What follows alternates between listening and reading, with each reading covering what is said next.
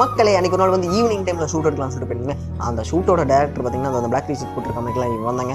So வந்து சொல்லிட்டு இருந்தான், நம்ம மாப்பிள்ள ஒருத்தவன்ட்டா வண்டியில் ஸ்டண்ட் பண்ணுறேன். ஸோ அந்த இடத்துல ஒரு சீனில் வந்து ஸ்டண்ட் பண்ணுற மாதிரி ஒரு இது இருக்குது. ஸோ யார் பைக் ஓட்டுறதுனாலும் ஹெல்மெட் போட்டு பைக் ஓட்டுங்க. ஸோ மாப்பிள்ள வந்து போடல. ஸோ நான் வீட்டில் காமிக்கக்கூடாது தான், பட் காமிக்கிறேன். பட் லோக்கல் தாங்க இது, ஒரு சின்ன ரோடு தான். ஸோ அங்கே வந்துட்டு மாப்பிள்ள இப்படி பண்ண அப்படி மாப்பிள்ள இப்படி வர அப்படி விழுக்கிற அப்படின்னு அண்ணா வந்து இல்லை தம்பி இப்படி வந்து அப்படி விழுக்கு அப்படின்னு சொல்லி அவர் சொல்லிட்டு இருந்தார்.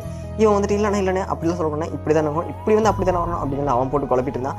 என்னடா பேசுறீங்க அப்படிங்கிற மாதிரி மாப்பிள்ள வண்டியில் கொண்டு யோசிச்சுட்டு இருந்தான். இந்த பக்கம் நம்ம மாப்பிள்ள பார்த்தீங்கன்னா மாப்பிள்ள என்னடா பேசுறானுங்க அப்படிங்கிற மாதிரி அவன் சொன்னான். நான் இருந்துட்டு ஏன் மாப்பிள்ள நீ அப்படி போடுற அப்படிங்கும்போது இவன் இப்படியே போடா அப்படிங்கிற மாதிரி இவன் பேசிட்டு இருந்தான். ஒரு ஏதோ பண்ணுங்க அப்படிங்கிற மாதிரி அவன் தாவல் தட்ட ஆரம்பிச்சிட்டான்.